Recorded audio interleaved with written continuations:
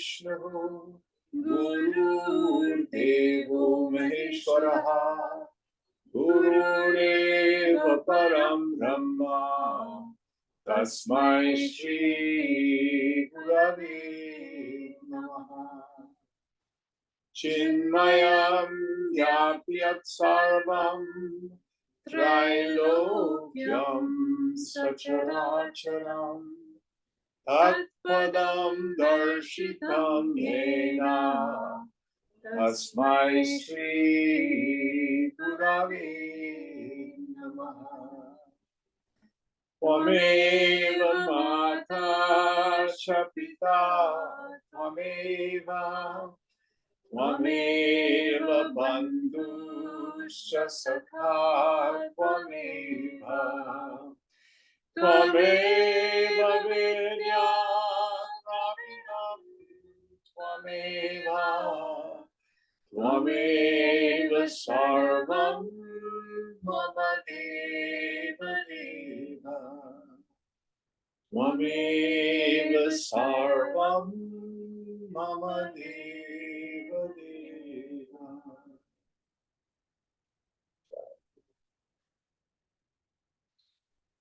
Om Sahana Bhavatu Sahana Bhunaktu Sahaviryam Karavavahai Tejasvinavadhitamastu ma vidvishavahai. Om Shanti Shanti Shanti.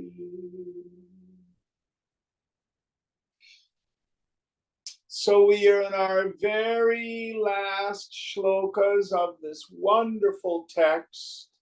And last week we started this conversation between the self and the mind. Now the self, of course, doesn't talk. So it's a better way to frame it is the higher part of my mind that knows the truth is talking to the lower part of my mind that gets identified and confused. So what verse are we on today? 16. All right.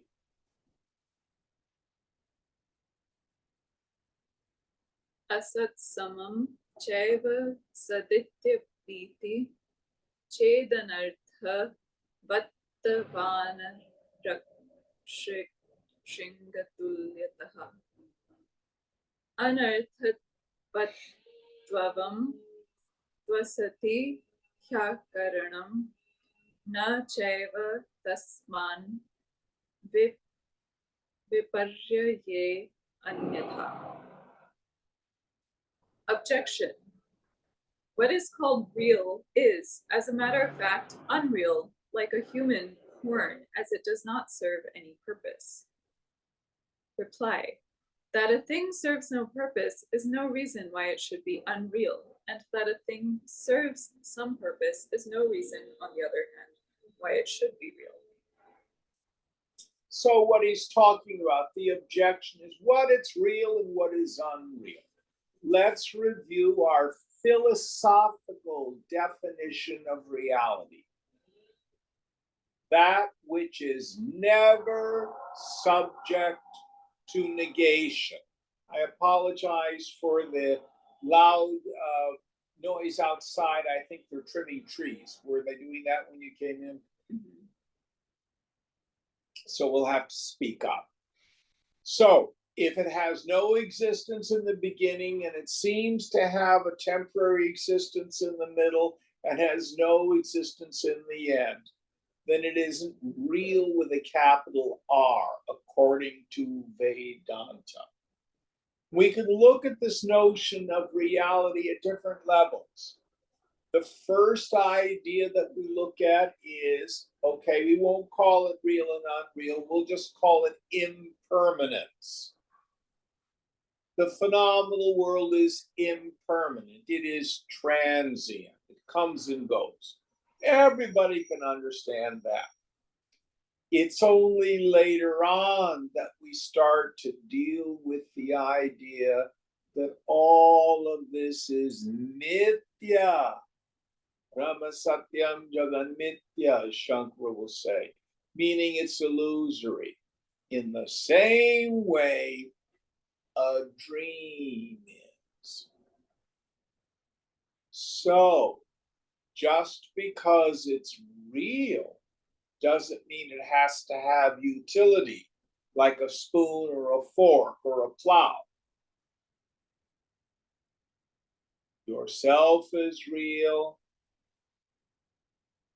and it does nothing. It has no utility the way a bowl or a car does. And then there are things that have utility, which are not real. Let me give you a very clear example. X plus 4 is equal to 6. X is unreal, but it has utility. If I solve the equation, if I move the plus 4 to the other side of the equation, I get 6 minus 4 is equal to X. X equals 2. It had utility, but it wasn't real.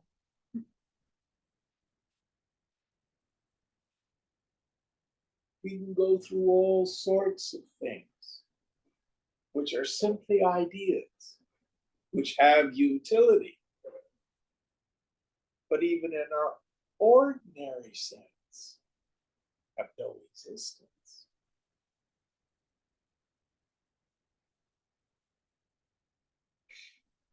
Another example, a personal God. Shiva, Krishna, Jesus, whatever you think of.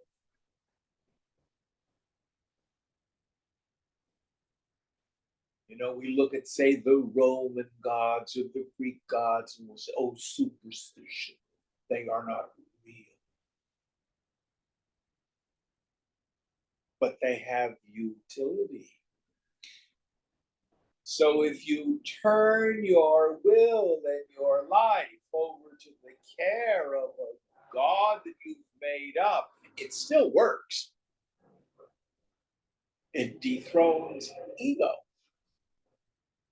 So it has utility, even though what you worship here is not it. It is fundamentally the self.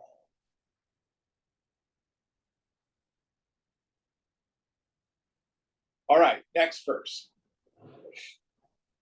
Asiddhita shchapi vicharakaranadadvayam cha tasmat prasritim cha mayaya shruteha smriteshchapi tatha hi yuktitaha prasiddhyatitham na tu yujyate anyatha. Your inference is wrong because reality serves some purpose as it is the subject matter of deliberation, and as it is also the source of all duality proceeding from it under the influence of Maya, according to the Shrutis, the Smritis, and reason. Thus, it is reasonable that the self, though changeless, serves some purpose. Otherwise, i.e., as a matter of reality, it is not reasonable that a thing, either permanent or momentary, serves any purpose. So here his point is, he takes it one step further, that in fact, even though the self serves no purpose the way a bowl or a fork does, it does serve a purpose. Initially, the idea of the self, which is in fact unreal. Self is real, the idea of the self is not. But inquiry into it serves the purpose of removing our ignorance. Also, this unreal mind is always seeking peace. It's always seeking fulfillment. And from its viewpoint, self fulfills a great purpose.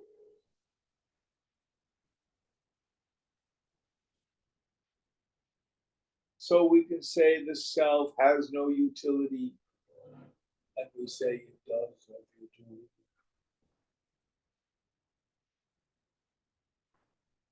Can we say the automobile in my dream has utility?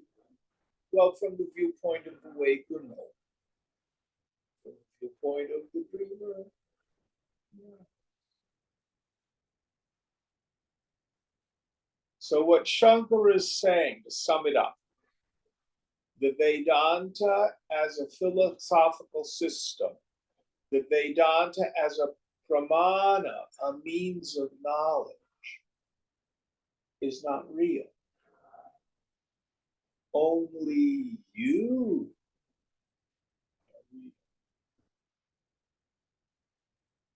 But it serves a purpose.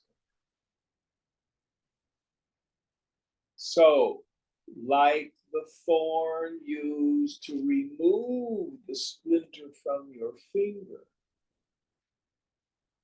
when you remove the splinter, you toss them both away.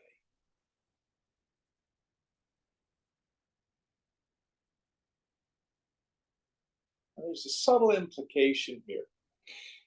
You go on to Facebook or Instagram, and you see people having flaming duality and non-duality wars, arguing their ideas about Vedanta. No, it's this way. No, it's that way.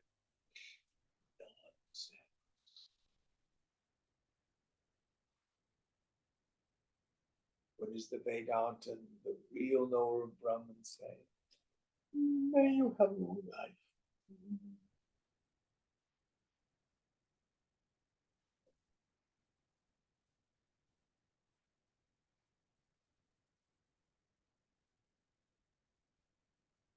All right, next verse. Vikalpana chapi vidharmakam shruteha pura prasiddhescha vikalpato advayaha na cheti netiti yatha vikalpitam nishidhyate atrapya vashesha siddhyaye. According to the Shruti, it is of a nature contrary to that of superimposition. This one is without a second, as it is also known to have an eternal existence even prior to all superimposition. Unlike everything superimposed on it, which is negated on the evidence of the Shruti, not this, it is not negated, and therefore it is left over. Yes.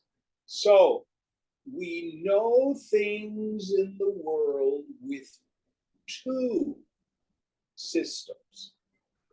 The vast majority of our way of knowing is what we call compare and contrast. Aditi is sitting on the sofa. The sofa is not a table.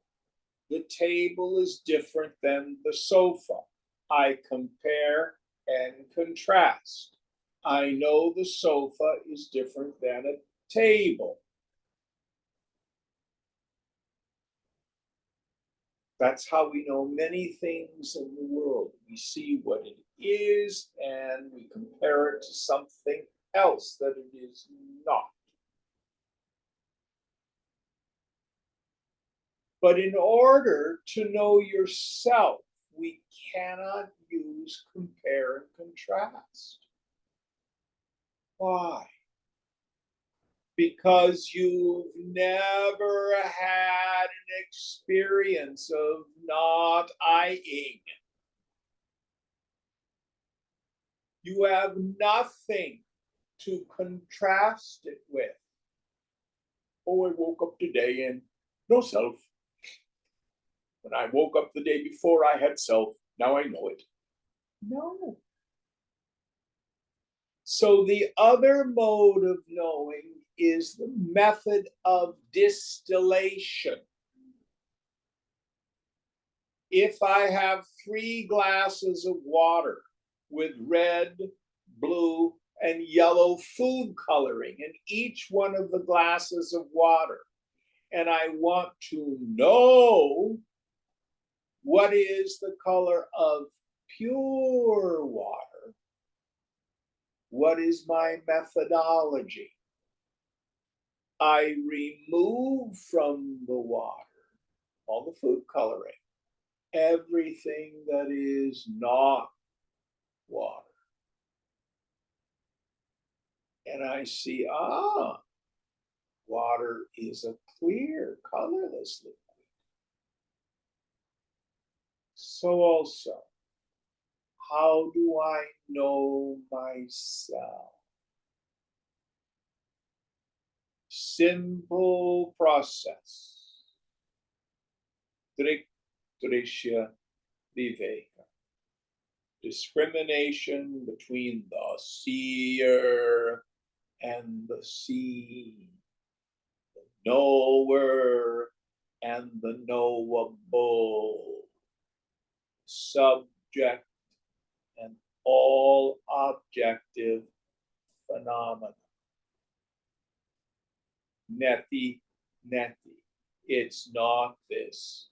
It's not this. We always go neti, neti. We never say just neti, and we never go neti, neti, neti. Why do we do neti, neti? Because the 2 aspects of negation that we have to deal with, microcosm, macrocosm. Microcosm. I am not the body. I am not the prana. I am not the manomaya code. I am not the vijnana maya code. I am not the karta, the ego sense. I'm not even the avyaktaha, the anandamaya coach, pure ignorance. Koham, who am I? When I have negated everything, what's left? Witnessing consciousness. Never known as an object, the eternal subject. In terms of the world, what is ultimate reality? I start with the Shruti statement, Prajnanam Brahma. This world is consciousness, or Brahman. Ultimate reality is consciousness. It is not the entire world of objects. Not this. It is not the subtle world of thoughts and feelings, the total mind. It is not even Ishvara, the Lord of creation, the total vasana. Not this. Brahman is the consciousness in which all this exists. And I am Atma, Brahma. This witnessing consciousness, this self that you are, and this Brahman, which is the ground of being of the whole universe, they are the same.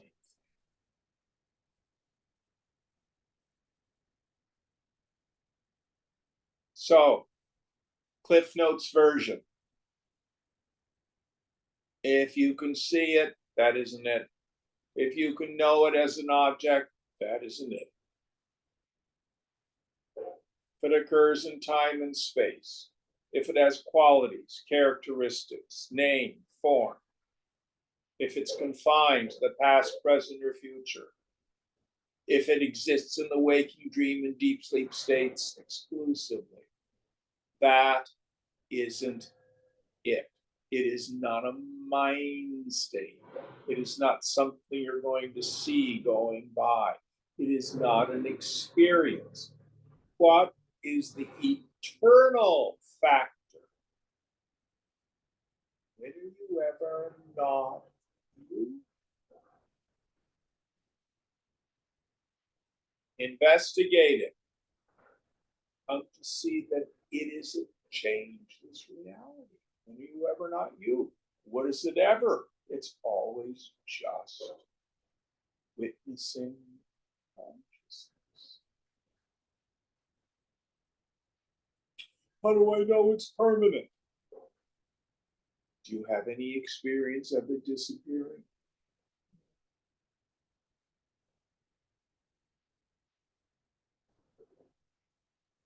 What about before I was born? What you're saying is you have no memory of before you were born. But what is today, the 20th of March? Is that right? Yes. What were you doing on the 20th of March 10 years ago? Do you remember? Yes? No? No. Does that mean you didn't exist on the 20th of March 10 years ago? No. Of course you did. Memory is not a test of reality.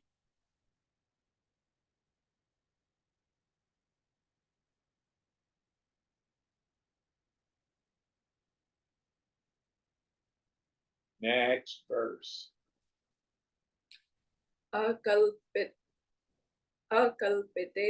apyeva maje advaye akshare vikalpayantaha sadasatcha janmabhi swachittamaya prabhavam cha te bhavam charam cha mrityum cha niyanti santatam. Those who, owing to false notions in their own minds, superimpose the ideas of existence, non-existence, etc. on the self, which is not itself superimposed and is birthless, imperishable, and without a second, always meet with birth, old age, and death as different kinds of beings. So, Vedanta thunders the doctrine of ajati, unborn reality. Yet, our scriptures talk about the glory of a human birth, and that we are transmigrating souls going from body to body. So many of us can get locked into the idea that the superimposition of the antakarana, the inner equipment, the transmigrating soul, is a permanent, changeable, but real thing.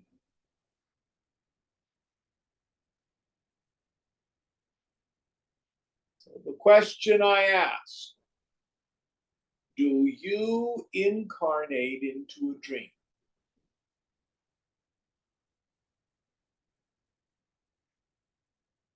Are you in the dream, or is the dream in you?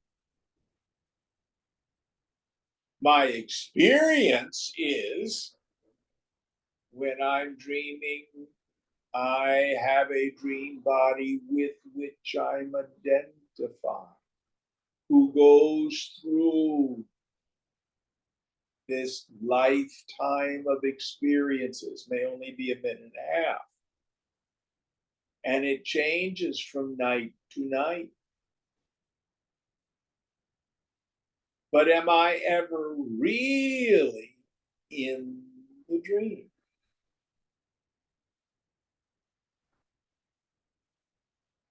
So Krishna says, I am not in them, they are in me. And then he goes on to say, they are not really in me. Behold my divine Maya, the support of it all. So if you dream you're riding a horse, you do not wake up in the morning with the horse in bed with you. It's not real. Certainly an experience, but it's not real. So the teaching of reincarnation is useful for those still identified.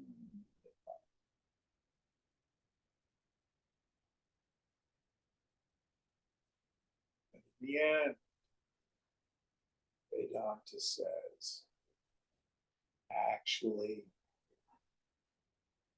it's like a dream. The clearest worldly example I can give is when you're in the 7th or 8th grade and you begin to learn about molecules. I don't know if they still teach it that way, but when I was a kid, the nucleus, the protons and the neutrons were in the center, and the electrons orbited around them, kind of like planets in the solar system. Was that the way you were taught? Mm-hmm. Yes? Yes. It's not true. Actually, the electrons form a field of potentiality, of possibility, of where the electron actually is. Very weird. But that quasi-solar system model works to explain for a young mind. I was taught the law of gravity. Things fall to the earth no matter their size, at 32 feet per second per second. That's the force of gravity. If it's a marble or a bowling ball, they'll fall at the same rate. But you get to the very large, and actually, that's not how gravity works. Masses distort space-time.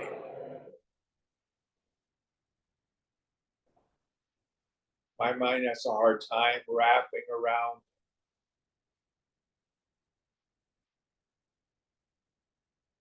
For a young person, Newtonian physics works for all of us, for most of our interactions.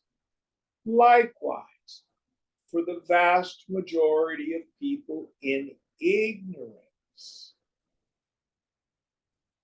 the doctrine of reincarnation, astrology, psychotherapy, all of these things can be useful. We never say they're not useful at the level of vyavahara, transactions that we do in the world. But for advanced students who have understood the essence of renunciation, renounce the whole thing, renounce the mind itself. I was never born. I go nowhere. I never changes. I can't be improved. I can't be diminished. I is beyond all the stupid vicissitudes of the mind.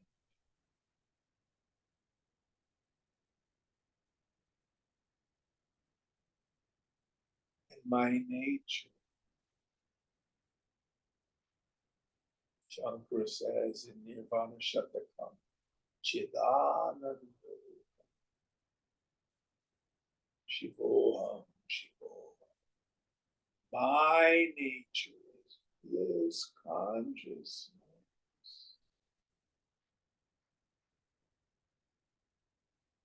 I am Shiva, auspicious.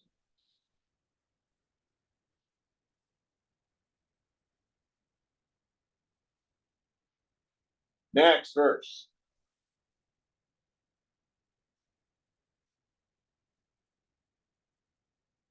Bhava bhavataptvam tu na chedapasthatirna chasya janya sthiti janma nanyatha sato hyasattva hyasattva satascha mat sattvato na cha kriya karakami to apyajan.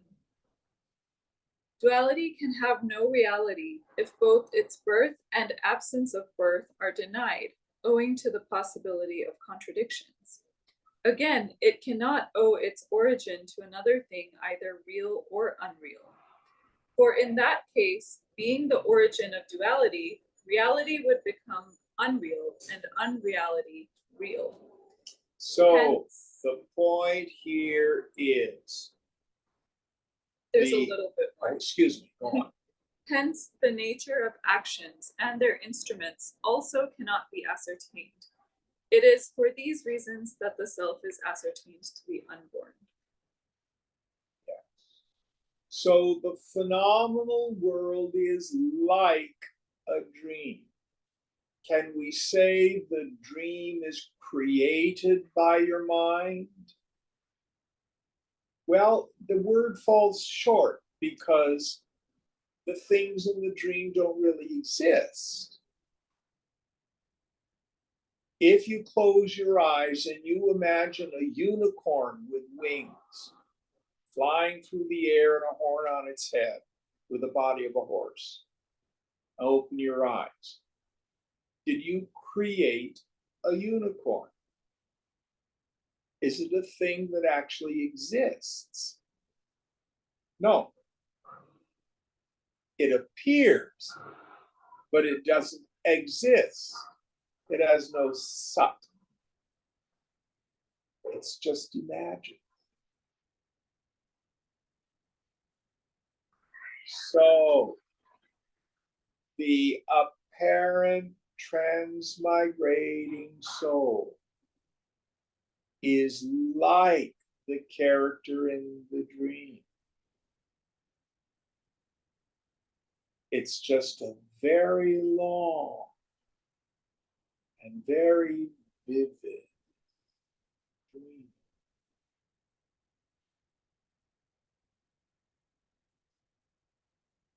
See, but not real. And all of its elements are inert, insentient. When you have a dream and you wake up and you're in your bed, there are things that are very different. You have a different dream body, the different dream circumstances, different dream perceptions and reactions. But you were in the dream, and then now all of a sudden you are in your bed. You went nowhere.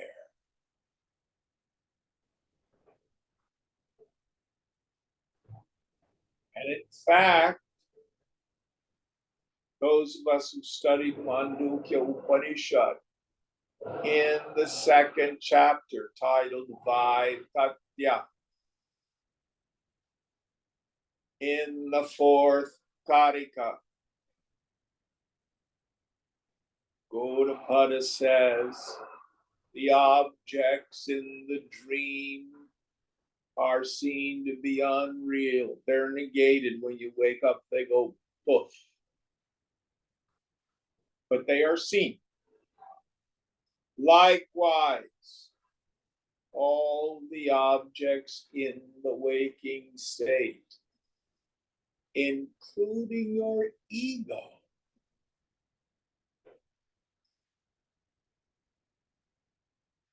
are not real. And the proof of their unreality is that you can see them. Start this work, we think the phenomenal world is real. My suffering is real. War is real. Starvation is real. God, that's a mystery.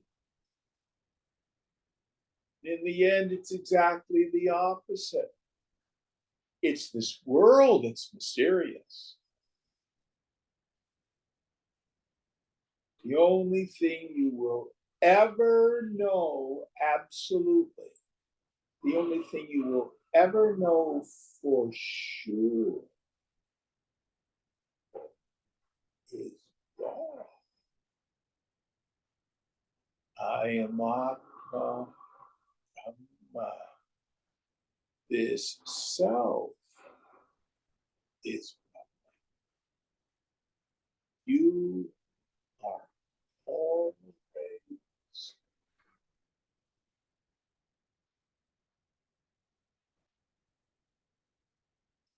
Atma. See you.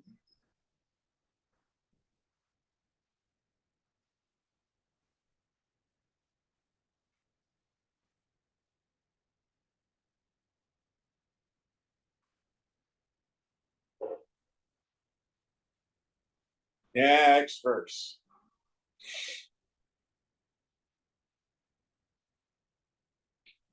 अपूर्वदिष्टं यदि भास्यकारकं न किञ्चित् अन्यननु नास्त्यकारकम् सतो अविशेषादसतश्च सच्च युक्तौ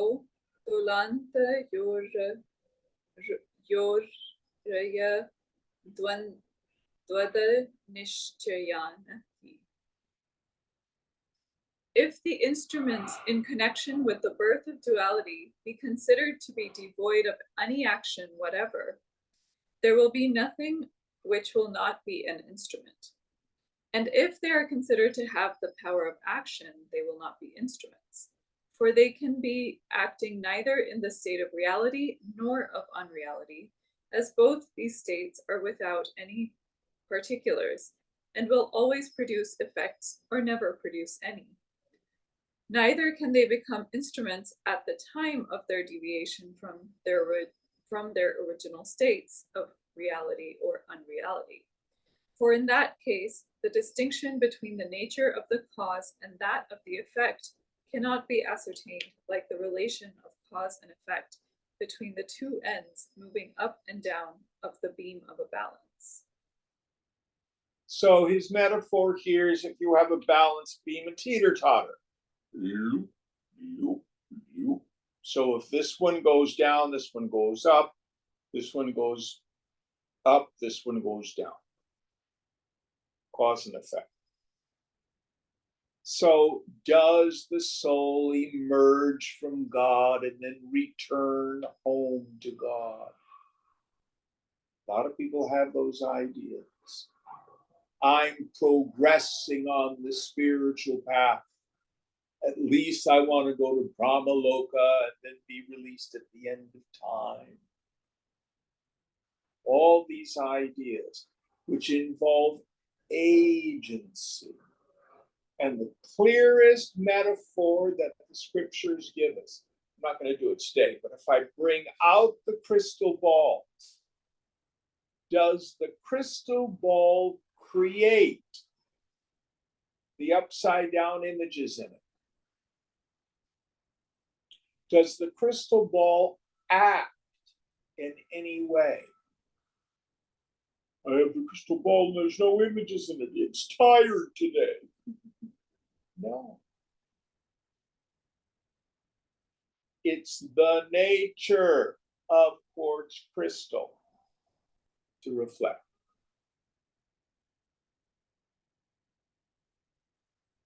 And nothing real ever appears in it.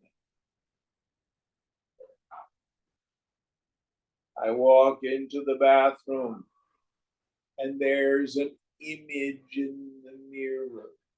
Has the mirror caused an image? Has the mirror created an image? God was lonely, so he created us so he'd have company. God created humanity so there would be somebody to know him. God created the world out of sport so he could have fun. Don't we hear these notions? When you walk into the mirror, the bathroom, and look in the mirror, what's the motivation for the mirror to create an image of you? Does it have any motivation? No. It's its nature to reflect.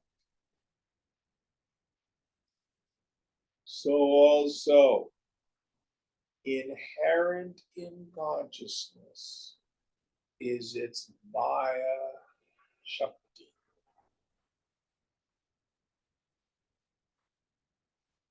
Maya is the word we use to describe how the impossible seems possible.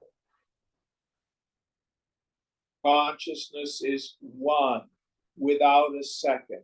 Kutastha, immovable. Achalam, never changing. Yet, an entire universe seems to appear in it.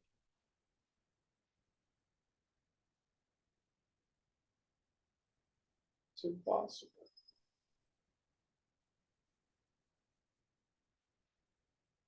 Some of the tantric schools will say consciousness vibrates, and that's what creates the world. We Vedantins say no. Nothing moves. Nothing changes. Bring out the crystal ball. Ooh, deep inside it's wiggling. That's what creates the image. No. It is one homogeneous mass of stone. Went into the bathroom. No face in the mirror. The mirror ran down. I didn't put the batteries in it. No.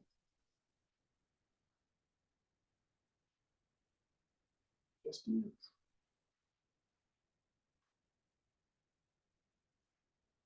So what's the point of all this? Give up our preoccupation. Renounce the world itself. How? Renounce the mind.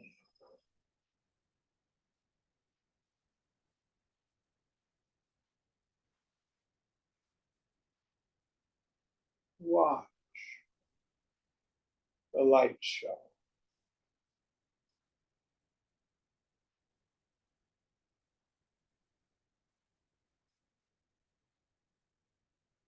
One of the images I like to use when you go to the movies and it's a really sad movie. You come out in the lobby, and whoa, the movie was so good.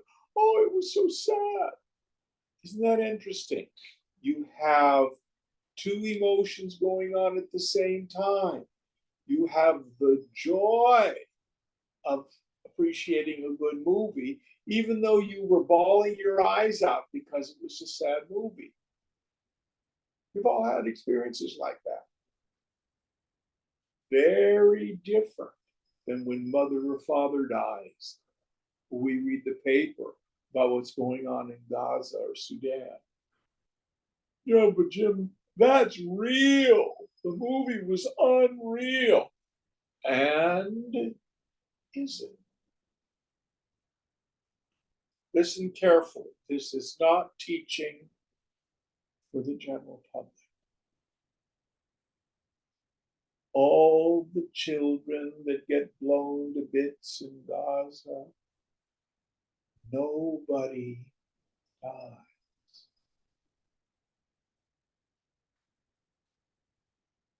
It's just a nightmare of a dream.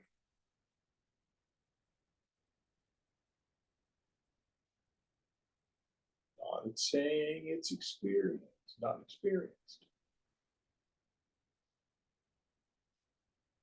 But if the self in you is birthless, changeless, and deathless, so is the child in Gaza.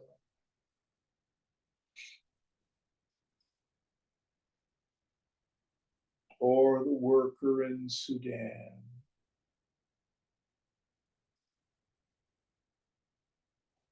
Or your friend or relative on death's door.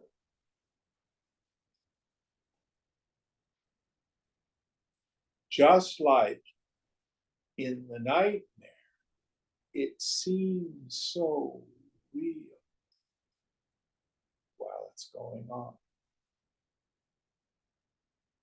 Truth is, you're safe in your bed. Like nobody fails at dying. And it too is a momentary, temporary event.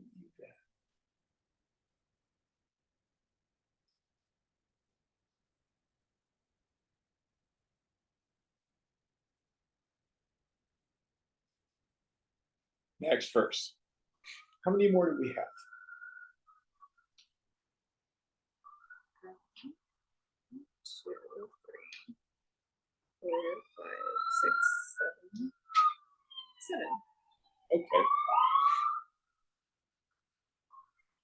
Na chetsa ishtam sada sadviparyayah katham bhavah syat saddu sadvastito vibhaktamet dvayam vyavasthitam na janma tasmacha mano hi kasyachit.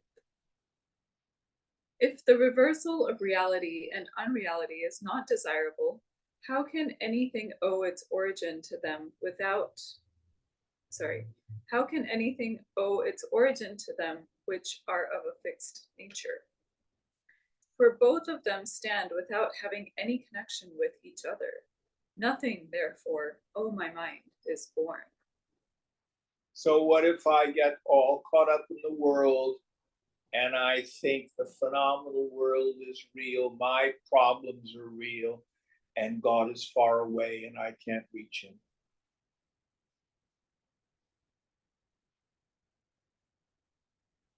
That's like me saying, oh, I am really suffering because I cannot see my head. What am I going to do? I don't have a head.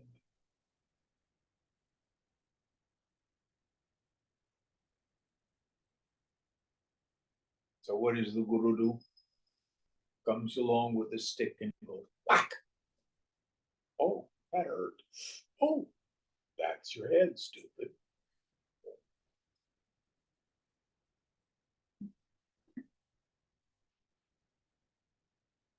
But such is the power of Maya that I think the world of name and form is real. And if there's a God, it's far away and unavailable to me.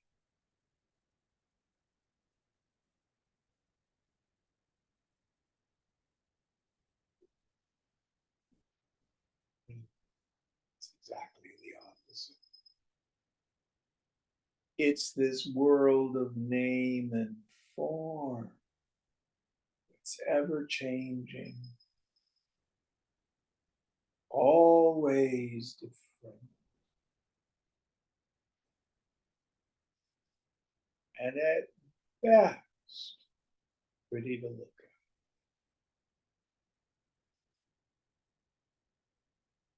But you are Nitya, an eternal factor. What do you call those things we used to play with as kids? Kaleidoscopes? Mhm. That's all the world is. You hold up the kaleidoscope, you rotated it. All these pretty colors change. But you are just looking at it. You are not affected by the changing shapes and colors of the kaleidoscope. That's all this is. What is the one constant? It's as if the kaleidoscope is always changing. Always. Wait a minute, I like the last picture. Sorry.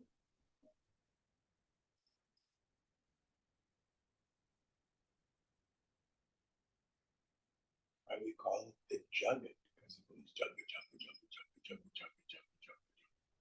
It keeps on changing.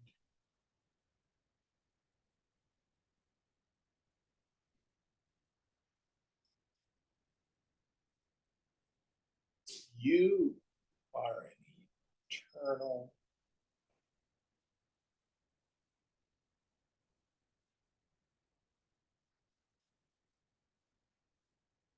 Next verse. अथाभ्युपेत्यापि भवं तवेच्छतो ब्रवीमि चेष्टेतेन मे न हानवृद्धि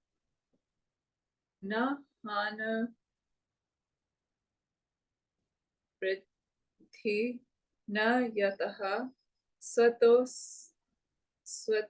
असतो भवो अन्यतो वा यदि वा स्थिता तयो. Even by assuming the birth of things, if you like, so I say, your efforts serve me no purpose. For not existing in the self, gain or loss cannot be there, either uncaused or due to any cause. Even assuming that they exist in the self, it is a fact that your efforts are of no use to me. So again, this is the self talking to the mind. What we do is we can confuse knowledge of the self with a supersensuous experience. Oh, Jim, I came to class, I got all tuned up, and I had a deep experience of the self. No. If you think that's what it is, you're going to continue to be striving. So this is best articulated in Yoga Vasishta, which has the Sapta Jnana Bhumikas, the 7 stages of knowledge. It is at the 4th stage where self-realization happens, very clearly stated. Knowledge of the self. When I know that I am that changeless reality, and then all striving, all struggling ceases. There's nowhere to go, there's nothing to get. But then why have 3 more states superior to it than articulated by the scripture? These are post-enlightenment samadhis. These have to do with the experiences of the realized person. How detached are you from the world? Do you begin to see it just a little bit? Are you completely immersed in that Brahman? And so we see various Mahatmas. This one is realized, but so-and-so is fully realized. Well, Ananda Mayama was completely, fully, all the way realized. Are these levels of realization? No. It's how deeply the mind is absorbed in itself. Listen carefully. These are not to be achieved by will and effort. I want to be like the saints. I want to be like the saints. If you're jonesing after some spiritual experience because you want to get high, or more likely, you want other people to see how holy you are, you're not even a jnani. You're a person trying to get something. These are karmic. They have to do with punya, merit accrued in another lifetime.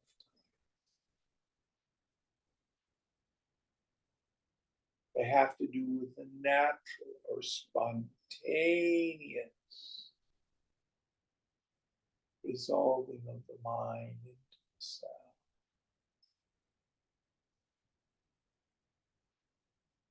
Mark of the person of wisdom. It's all their strivings.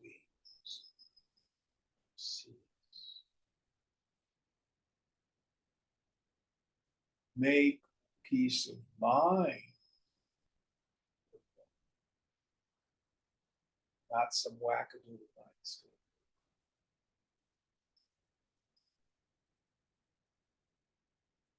Think.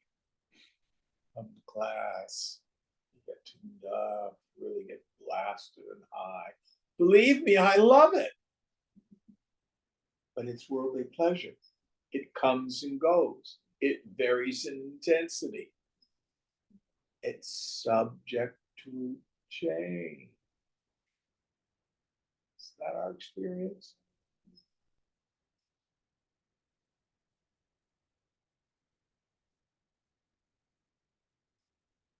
So the ignorant person does practices, tunes up the mind, practices deep introversion, that they may purify the mind and realize the self. Siddha, the accomplished one, the jnani, may also be seen to be doing spiritual practices. It does not add to their knowledge of the self. It's just the highest and most efficient form of worldly pleasure. That's all.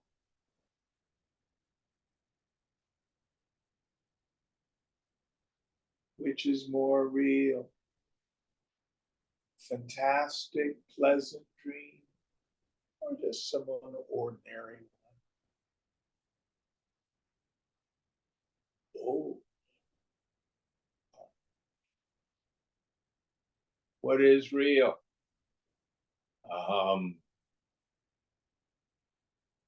I am the eternal subject, which is nirupaham, without any quality. That neither rises nor falls. That is nitya, eternal. Most importantly, achala, unchanged.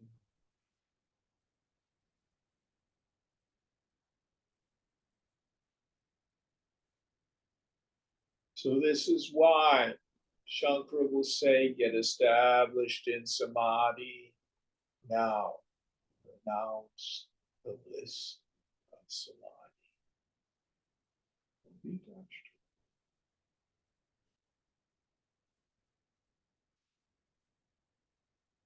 Next verse.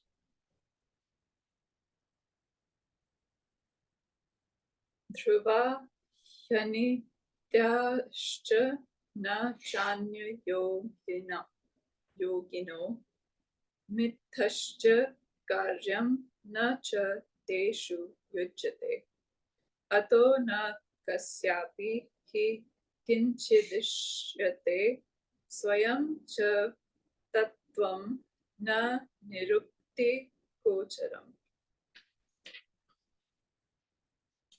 Things either immutable or transitory cannot have any relation with other things or with themselves. Therefore, it is not reasonable that they should have any effects. So nothing belongs to anything else. The self itself is also not directly within the scope of words. So, what he's saying, for example, in the dream, if again I dream I'm riding a horse, do I have a real relationship between the rider and the horse in the dream? It only appears.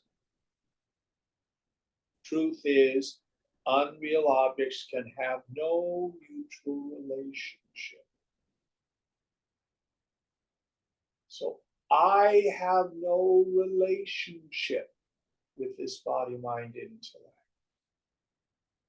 And in fact, this body, mind, intellect doesn't have any real relationship with another body, mind, intellect. Don't worry about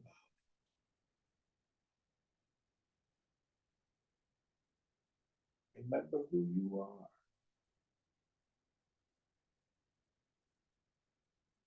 Only you are an eternal reality.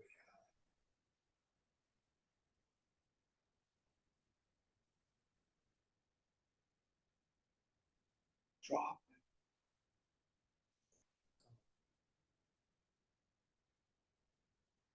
Brahma Satya. Jaganitya. The self alone is real. All phenomena without exception. Mithya, a lie, an illusion. Vaipatya, false. Next one. Samam tu tasmat satatam vibhata vatvaya tvimuktam sadas sadve kalpitat nirikshya yuktya shruti tastu buddhimana shesha nirvana mupauti deepavat. A wise man immediately meets with the complete extinction of bondage, like the extinguishing of a lamp when he acquires, through reasoning and the Shrutis, the knowledge of self, which is the same in all conditions, always of the nature of self-effulgent consciousness, and free from duality, fancied to be existing or non-existing. Yes. So we have this wonderful word in Sanskrit, nirvana. Some Buddhists think it's a place you go. When I die, I'm not going to Enryville, I'm going to nirvana. It literally means blown out. And the imagery is of a candle or a lamp here, which in a windless room looks like a thing. It's not a thing, it's an event. The flame is constantly being fed by the oil in the lamp or the wax of the candle. So also, this chidabhasa, this reflection of consciousness, this jiva bhavana, this feeling that I'm a person, is like that flame, constantly being fed by the fuel of sense perception and desire and need and lack. What does knowledge of the self give us?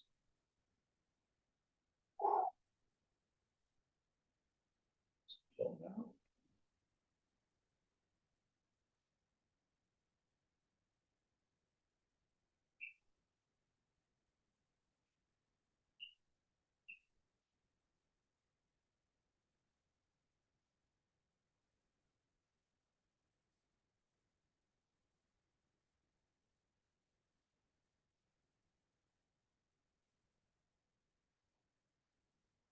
Everything I've been looking for.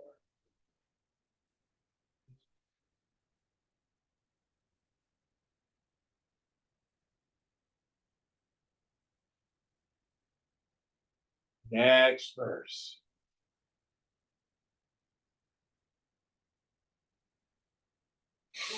Avedhyamekam yadananya vedinam kutarkikanam cha suvedya manyatha nirikshya chetatham paguna graho agunam na yati moham grahadosha muktitaha. Knowing the one bereft of the gunas, which is unknowable according to those who know it to be not different from the self, and which is very well knowable according to those fallaciously argumentative people who wrongly know it to be an object of knowledge. A man thus freed from the gunas becomes liberated from the bondage of false notions and is never deluded again. So the gunas, tamas, rajas, and sattva, mind states. Tamas, I'm depressed. I'm full of illusion and delusion. Rajas, I'm ambitious. I'm craving. I'm wanting. Sattva, oh, I've had a good meditation. Everything's clear and peaceful. And here Shankara says, get out. Be vigunaihi, beyond the guna.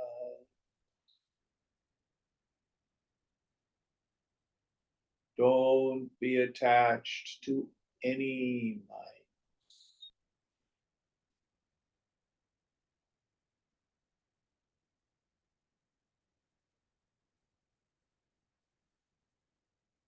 Mind is nowhere standing. The mind is unbeing.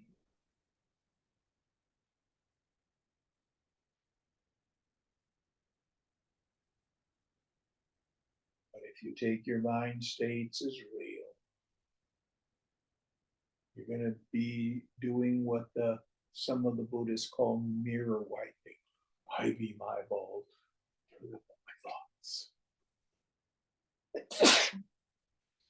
That's like I go into the bathroom and I see my face in the mirror. And I walk out of the bathroom and I'm afraid my face is going to fall off. So I carry around a hand mirror. When are you ever Yourself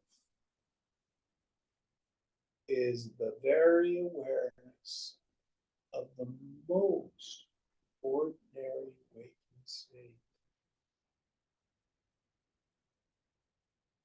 You don't need to produce it by any effort.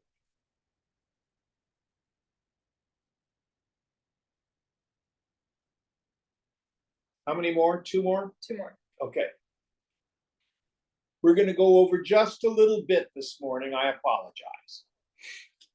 Ato anyatha na grahanash ishyate vimoha buddhir graha eva karanam. Graho apyahetus tvan nalas tva nidhano yatha prashanti paramam yatha paramam tatha rajet. False notions cannot be negated in any way other than thus knowing the self. It is these wrong notions that are the causes of delusions. These notions, bereft of their cause, come to an absolute end, like the fire bereft of fuel when knowledge is achieved. So it is unfigureoutable. You will not gain freedom by acquiring more objective knowledge. You will not get it by reading more scriptures and more commentaries and watching more YouTube. He who knows it, I read all the books, knows it not. She who knows it not, meaning she can unknow the mind. She knows it.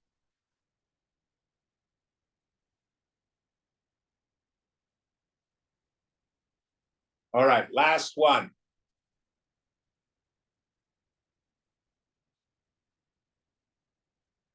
Vimathya vedo dathitaha samudritam surer mahabhestu yatha mahatmabhi tatha amritam jnanamidam hi yeh pura namo gurubhyah paramikshitam cha yeh. Iti Srimad Paramhansa Parivrajakacharya Shri Govinda Bhagavat Pujya Shishyasya Shri Shankara Bhagavatah Kriti Sakala Vedopanishad Saropa Desha Sahasri Samapta. I bow down to the teachers, the great souls, who realized the supreme truth and gathered from the ocean of the Vedas this knowledge, described in the present book, like gods who churned the great ocean in ancient time and gathered nectar. Here ends 1,000 teachings, the substance of all the Upanishads, written by the all-knowing Shankara, the teacher and wandering Paramhans, the disciple of Govinda, worthy of adoration. So he ends with a salutation to this knowledge and to his teacher.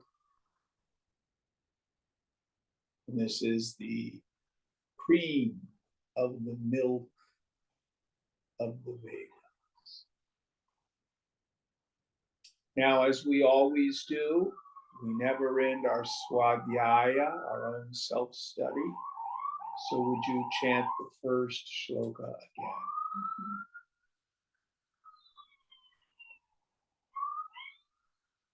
Atha moksha sadhanopadesha vidhim vyakyasyamo mumukshunam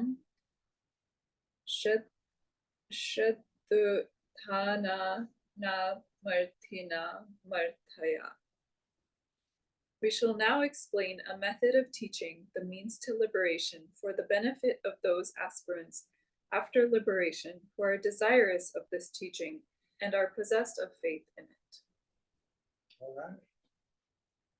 Om Purnamada Purnamidam Purnat Purnamudachyate Purnasya Purnamadaya Purnameva Vashishyate.